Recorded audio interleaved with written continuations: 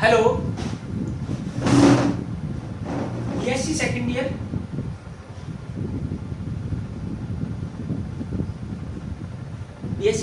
के सभी स्टूडेंट जो कि पिछली क्लास लगातार ले रहे हैं, और आज की क्लास में हम ऊष्मागतिकी थर्मोडायनेमिक्स का जो टॉपिक है हमारे पास में वो है कार्य, कंसेप्ट ऑफ कार्य,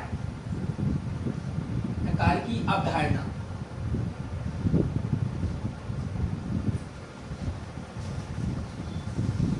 कंसेप्ट ऑफ वर्क।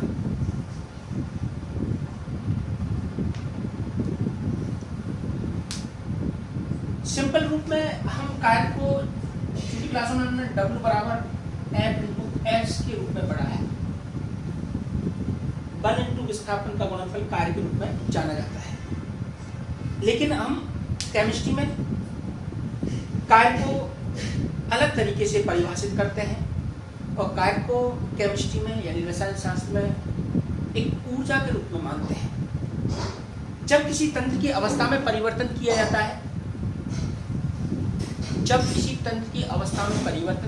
है, तो उसकी ऊर्जा में परिवर्तन होता है और ऊर्जा में होने वाला यह परिवर्तन ही कार्य के रूप में जाना जाता है, या ऊर्जा में होने वाले परिवर्तन को कार्य कहा जाता है।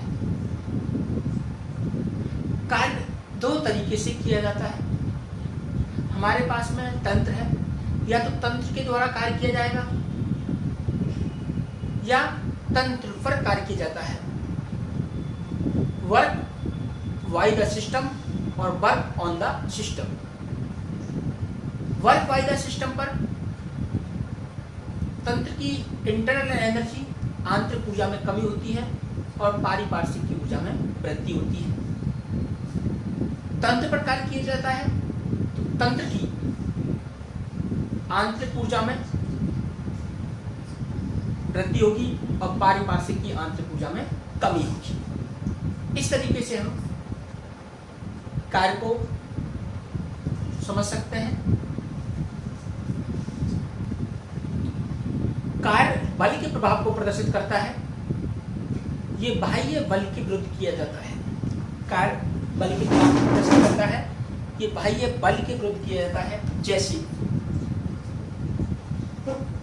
यांत्रिक कार्य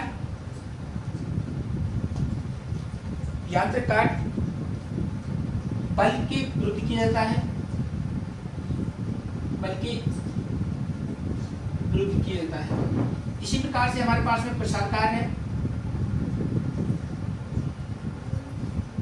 दाब के विरुद्ध किया जाता है, दाब के विरुद्ध किया जाता है। और भी हमारे पास में कार्य है, गुरुत्व कार्य है, गुरुत्व कार्य है, गुरुत्व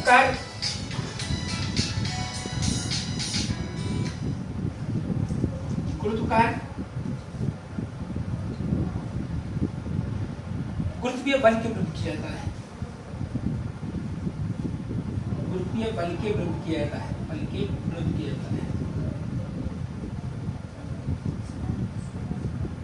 एक और कंसेप्ट है, प्रत्येक प्रकार का कार्य दो गुणांकों के गुणनफल के बराबर होता है। प्रत्येक प्रकार का कार्य दो गुणांकों के गुणनफल के बराबर होता है। यानी कार्य एक तो हमारे पास में तीव्रता गुणांक है और दूसरा धारिता गुणांक। तीव्रता गुणांक और धारिता गुणांक, इंटेंसिटी फैक्टर और कैपेसिटी फैक्टर, ये दो गुणांक हैं जो कार्य को भी रिप्रेजेंट करते हैं। तीव्रता गुणांक में जिस बाह्य बल के विरुद्ध कार्य किया जाता है उसकी माप, जिस बाह्य बल के विरुद्ध कार्य किया जाता है उसकी माप तीव्रता गुणांक के रूप में जानी जाती है। जैसे यांत्रिक कार्य में बल के विरुद्ध कार्य किया जाता है तो बल किसके रूप में जाना जाता है? तीव्रता गुणांक के रूप में। प्रसार कार्य दाब के विरुद्ध किया जाता है तो दाब किसके रूप में जाना जाता है? तीव्रता गुणांक के रूप में। गुरुत्वीय कार्य गुरुत्वीय बल के विरुद्ध किया जाता है, इसलिए गुरुत्वीय बल एक तीव्रता गुणांक के रूप में जाना जाता है। हम धारिता गुणांक की बात करते हैं। धारिता गुणांक बाह्य बल के विरुद्ध कार्य करने से तंत्र में हुए परिवर्तन की माप, तंत्र में हुए परिवर्तन की माप धारिता गुणांक के रूप में जानी जाती है। जैसे यांत्रिक कार्य में तीव्रता गुणांक बल है, तो बल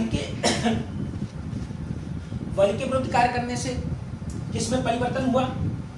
बल के विरुद्ध कार्य करने से किसमें परिवर्तन हुआ? डिस्टेंस में, दूरी में परिवर्तन हुआ। तो दूरी एक तरीके से धारिता गुणांक के रूप में जानी जाएगी। प्रसार कार्य में दाब के विरुद्ध कार्य किया जाता है, और दाब के विरुद्ध कार्य करने से आयतन में परिवर्तन होता है। किसमें परिवर्तन होता है बच्चों? आयतन में परिवर्तन होता है। तो आयतन परिवर्तन एक धारिता गुणांक है।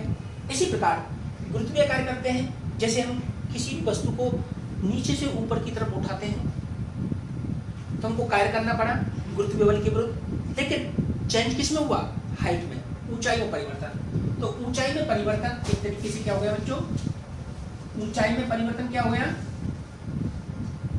ये एक धारिता गुणांक हो गया। ऊंचाई परिवर्तन क्या हो गया? धारिता गुणांक हो गया। हाँ बच्चों, अब हमारे पास में ये कार्य का कंसेप्ट हो गया। जो एनर्जी चेंजेज होता है अवस्था परिवर्तन के दौरान, वही कार्य के रूप में जाना जाता है।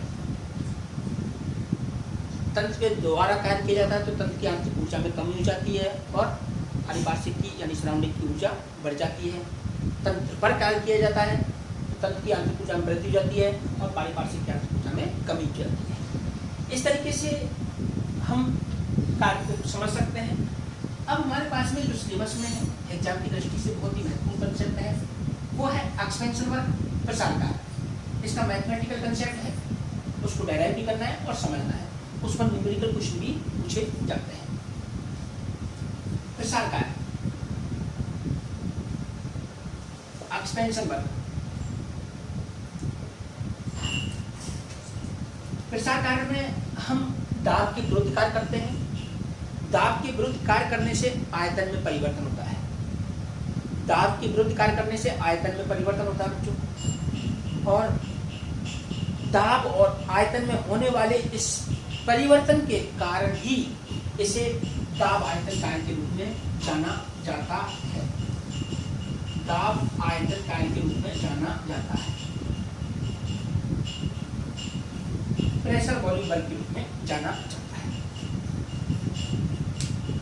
सिंपल कंसेप्ट है, किसी तंत्र के आयतन वृद्धि के लिए दाब के विरुद्ध किए गए कार्य को दाब आयतन कार्य अथवा प्रसार कार्य कहते हैं। किसी तंत्र के आयतन वृद्धि के लिए दाब के विरुद्ध किए गए कार्य को प्रसार कार्य या एक्सपेंशन वर्क कहते हैं। प्रसार कार्य की गणना के लिए अब हमको कैलकुलेशन करनी है एक्सपेंशन वर्क की। तो प्रसार कार्य की गणना के लिए हम एक घर्षण रहित भारहीन पिस्टन लगे सिलेंडर की कल्पना करते हैं। ये एक सिलेंडर है जो इसमें ये पिस्टन लगा हुआ है। ये पिस्टन बाहर से बाह्य बल F लगा रहा है। अंदर हमारे पास में एक निश्चित मात्रा में P दाब पर आदर्श गैस भरी हुई है। इस पिस्टन का क्रॉस सेक्शनल एरिया A है। क्रॉस सेक्शनल एरिया A है। अब हमारे पास में जो बाह्य बल या प्रतिरोधी बल है, बाह्य बल या प्रतिरोधी बल F बराबर दाब इंटू क्षेत्रफल। दाब इंटू क्षेत्रफल। यहाँ पर F बराबर बच्चों दाब कितना है P और क्षेत्रफल A है। Question number first.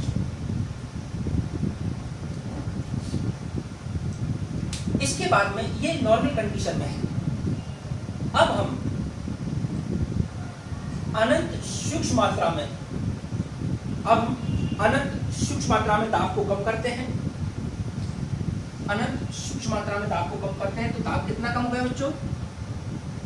दाब में हमने कमी कितनी कर दी बच्चों? पहले P था और dP कमी कर दी। पहले P था तो dP कमी कर दी तो रिमेनिंग प्रेशर कितना हो गया P माइनस E। दाब में P कमी करने से हमारा पिस्टन DL पूरी ऊपर सरकेगा बच्चों, हमारा पिस्टन DL पूरी ऊपर सरकेगा। तो दाब में कमी P माइनस dP हो गई और विस्थापन कितना हो गया DL।